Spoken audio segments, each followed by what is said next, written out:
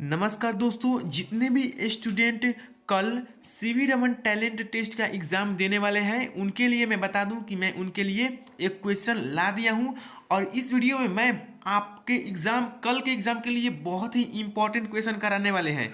जी हाँ दोस्तों, मेरा यकीन कीजिए ये क्वेश्चन आपके एग्ज़ाम में बहुत ही हेल्प करने वाले हैं, तो इसे अच्छी तरीके से आप लोग फोकस के साथ देख लीजिए। तो चलिए, अब आपके पास समय नहीं है इसलिए हम आपका इंट्रोडक्शन में और समय नहीं लेंगे, डायरेक्ट हम लोग क्वेश्चन पर फोकस करते हैं। तो हम लोग का पहला सवाल है कि पौधों पर प्रभाव के लिए उत्तरदायी गैस है। पौधों पर प्रभाव के लिए उत्तरदायी गैस क्या है जी? Oxygen, ozone, hydrogen, carbon dioxide. तो मैं आपको बता दूं कि पौधों पर प्रभाव के लिए उत्तरदायी गैस है जी आपका कार्बन डाइऑक्साइड। जी हाँ दोस्तों, कार्बन डाइऑक्साइड ये आपका पौधों पर प्रभाव के लिए उत्तरदायी है। तो इसका राइट आंसर होगा ऑप्शन नंबर डी। चलिए हम लोग नेक्स्ट क्वेश्चन की ओर बढ़ते हैं। ये सभी क्वेश्चन आपके लिए बहुत ही ज़्यादा इंपॉर्टेंट है। उसके बाद हम लोग का क्वेश्चन नंबर 2 है कि वायु प्रदूषण का प्रभाव पड़ता है, किस पे पड़ता है जी? मनुष्यों पर, कि वृक्षों पर, कि भवनों पर, कि इनमें से सभी पर। तो मैं आपको बता दूं कि वायु प्रदूषण से सभी पे प्रभाव पड़ता है। तो इसका राइट आंसर हो जाएगा इनमें से सभी पर, ऑप्शन नंबर डी। तो 2 का राइट आंसर है ऑप्शन नंबर डी, इनमें से सभी पर, यानी कि मनुष्यों पर, वृक्षों पर और भवनों पर, तीनों पर। चलिए हम लोग नेक्स्ट क्वेश्चन की ओर बढ़ते हैं। ये नेक्स्ट क्वेश्चन भी आपके कल के एग्जाम के व्यू से बेहद ही इंपॉर्टेंट है कि जल को प्रदूषित करने वाले पदार्थ कहलाते हैं, यानी जो जल को प्रदूषित करते हैं वे क्या कहलाते हैं जी? चूसक, चूर्ण, प्रचूसक, प्रदूषक। तो मैं आपको बता दूं कि जो जल को प्रदूषित करते हैं उन पदार्थों को हम लोग प्रदूषक कहते हैं। जी हाँ दोस्तों, जल को प्रदूषित करने वाले हम लोग पदार्थों को प्रदूषक कहते हैं। चलिए नेक्स्ट क्वेश्चन की ओर बढ़ते हैं। चौथा क्वेश्चन है कि पर्यावरण का अजैविक कारक है। ये क्वेश्चन है कि पर्यावरण का अजैविक कारण है मनुष्य, वायु, पेड़ पौधे, पक्षी। तो मैं आपको बता दूं कि पर्यावरण का अजैविक कारण है जी आपका वायु। जी हाँ दोस्तों, वायु पर्यावरण का अजैविक कारण है। तो मैं आपको बता दूं कि अगर आप हमारे चैनल पर नए हैं तो मैं आपको बता दूं कि हमने बहुत सारे क्वेश्चन का प्रैक्टिस करा दिए हैं। कम से कम आप उस वीडियो को जाकर एक बार देख ही लीजिए, आपको एग्जाम में कल बहुत ही उससे हेल्प मिल जाएगा। और मेरे जो पुराने सब्सक्राइबर्स हैं उनके मैं बता दूं कि आपने एक बार फिर से जाकर वीडियो को रिवाइज कर लीजिए, ताकि आप लोग क्वेश्चन को देखते ही उसका सही आंसर टिक आउट कर देंगे। आपको ज़्यादा कुछ करने की अब ज़रूरत नहीं है, मैं जितना करा दिया हूँ उतना ही काफ़ी है। तो हम लोग का 5वां सवाल है कि विश्व तापन का प्रमुख कारण है। विश्व तापन का प्रमुख कारण क्या है जी? नाइट्रोजन की बढ़ती मात्रा, ऑक्सीजन की बढ़ती मात्रा, कार्बन डाइऑक्साइड की बढ़ती मात्रा, ओजोन की बढ़ती मात्रा। तो मैं आपको बता दूं कि विश्व तापन का प्रमुख कारण है कार्बन डाइऑक्साइड की बढ़ती मात्रा। जी हाँ दोस्तों, कार्बन डाइऑक्साइड के बढ़ने से विश्व तापन हो रहा है, यानी कि विश्व पूरा गर्म हो रहा है। तो इसका राइट आंसर हो जाएगा ऑप्शन नंबर सी। इस क्वेश्चन को आप लोग कल के लिए VVI मार्क कर लीजिएगा, ये क्वेश्चन बहुत ही इंपॉर्टेंट है। चलिए हम लोग क्वेश्चन नंबर 6 की ओर बढ़ते हैं कि कौन सी गैस हरित गृह प्रभाव वृद्धि के लिए जिम्मेवार है, यानी कि ग्रीन हाउस इफेक्ट के लिए कौन सी गैस जिम्मेवार है जी? तो CO, CO2, N2, O2। तो मैं आपको बता दूं कि ग्रीन हाउस प्रभाव के लिए आपका जो गैस उत्तरदायी है वो है आपका कार्बन डाइऑक्साइड। जी हाँ दोस्तों, ग्रीन हाउस प्रभाव के लिए कार्बन डाइऑक्साइड गैस जिम्मेवार है। तो इसलिए कार्बन डाइऑक्साइड की मात्रा कम करने पे अभी बहुत कुछ योजनाएं चल रही हैं। 7वां नंबर क्वेश्चन है कि इनमें से कौन सा पदार्थ प्राथमिक प्रदूषक है? इनमें से कौन सा पदार्थ प्राथमिक प्रदूषक है? कार्बन डाइऑक्साइड, ओजोन, कोहरा भावित, सल्फर डाइऑक्साइड। तो मैं आपको बता दूं कि इसका राइट आंसर है कार्बन डाइऑक्साइड। जी हाँ दोस्तों, हम लोग कार्बन डाइऑक्साइड को प्राथमिक प्रदूषक कहते हैं। तो इसका राइट आंसर है ऑप्शन नंबर ए। और हाँ गाइज, अभी तक आपने हमारी वीडियो को लाइक नहीं किया है तो कृपया वीडियो को लाइक कीजिए, और चैनल पर नए हैं तो कृपया चैनल को सब्सक्राइब करके बेल आइकन को ऑल पे जरूर सेलेक्ट कर लीजिए। चलिए हम लोग क्वेश्चन नंबर 8 देखते हैं कि अम्ल वर्षा के प्रमुख अवयव हैं, यानी कि अम्ल वर्षा में मुख्यतः कौन सी गैस वर्षा के रूप में गिरती है जी?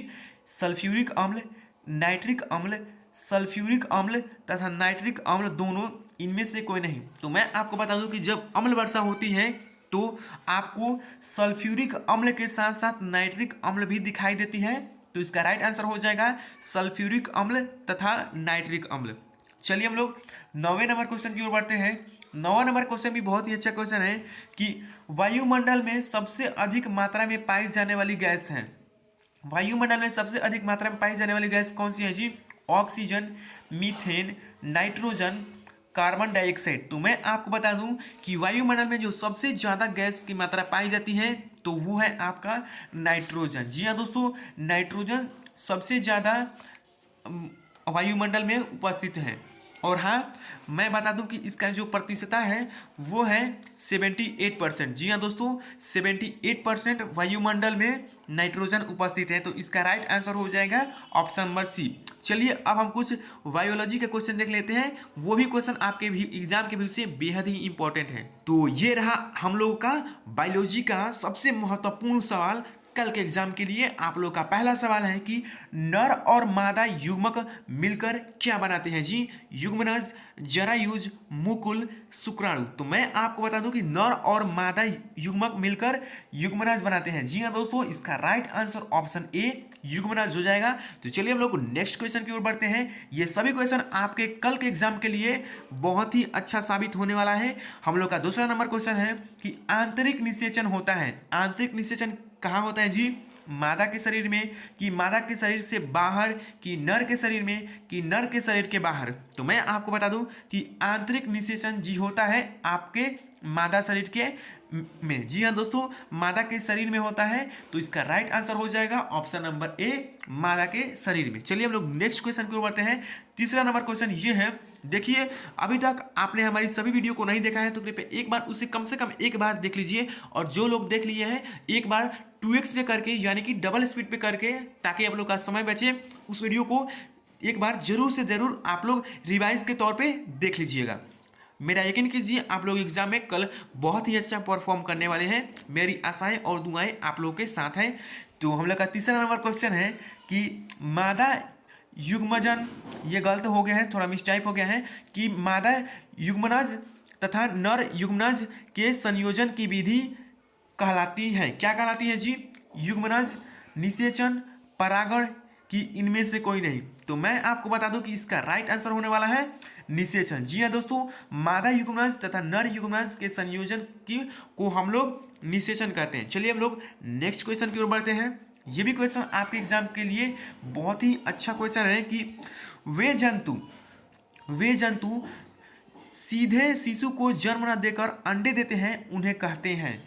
मैं क्वेश्चन को एक बार फिर से पढ़ रहा हूं कि वे जंतु जो सीधे शिशु को जन्म न देकर अंडे देते हैं उन्हें कहते हैं। क्या कहते हैं जी? आपका ऑप्शन है अंडप्रजक, जरायुज, शैशवज, लैंगिकज। तो मैं आपको बता दूं कि उसे हम लोग कहते हैं अंडप्रजक। जी हाँ दोस्तों, इसका राइट आंसर है अंडप्रजक, ऑप्शन ए। गाइज हम लोग बहुत समय से एक ही कलर का इस्तेमाल करते आ रहे हैं। गाइस एक मिनट थोड़ा रुकिए, इसके लिए क्षमा चाहता हूँ कि कलर को थोड़ा हम चेंज कर लें। तो हम लोग कलर को रख लेते हैं, ये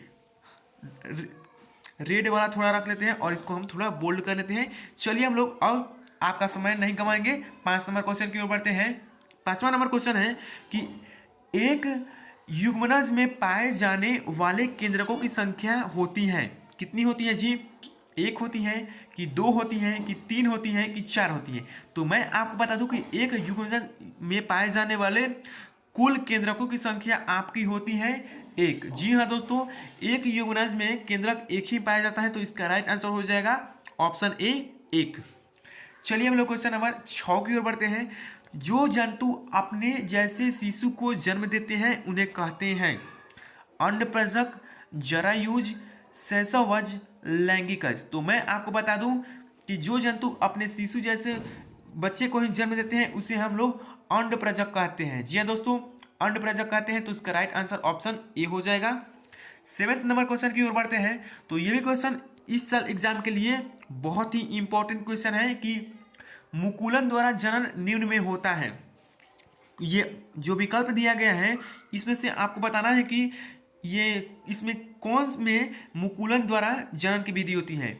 हाइड्रा में, कि पैरामीशियम में, कि अमीबा में, कि बैक्टीरिया में। तो मैं आपको बता दूं मुकुलन जो होता है, जो जनन विधि है, ये आपका हाइड्रा में होता है। जी हाँ दोस्तों, मुकुलन द्वारा जनन हाइड्रा में होता है। तो इसका राइट आंसर हो जाएगा ऑप्शन नंबर ए।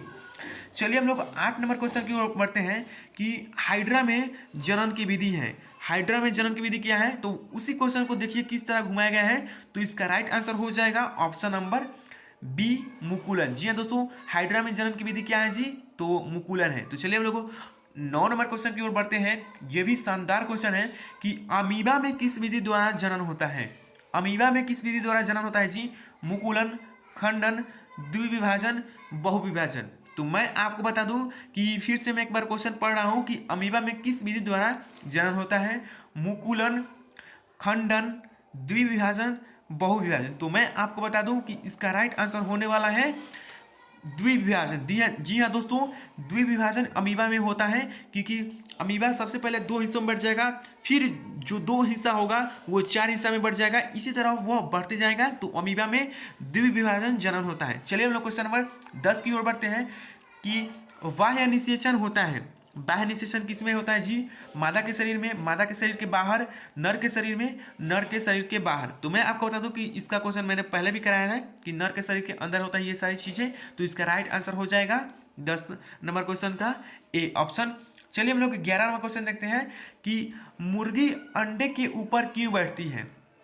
मुर्गी अंडे के ऊपर क्यों बैठती है जी, उष्मायन, द्विखंडन, आराम करने के लिए, मुकुलन के लिए। तो मैं आपको बता दूं कि वो उस पर उष्मायन, ये कि उसको गर्म करने के लिए, ताकि वो अंडा को अच्छी तरीके से सेव कर उससे बच्चा को पैदा कर सके। तो इसका राइट आंसर हो जाएगा उष्मायन के लिए, यानी कि ऑप्शन ए। तो गाइज ये रहे कुछ क्वेश्चन इंपॉर्टेंट जो आपके एग्जाम के व्यू से बहुत ही इंपॉर्टेंट है। और हाँ गाइज, अभी तक आपने मेरी सभी वीडियो को नहीं देखा है तो जाकर एक बार देख लीजिएगा। और ये वीडियो कैसा लगा हमें कमेंट में बताइए, और आपको कोई भी डाउट हो तो भी हमें कमेंट में बताइए। और हम लोग मिलते हैं नेक्स्ट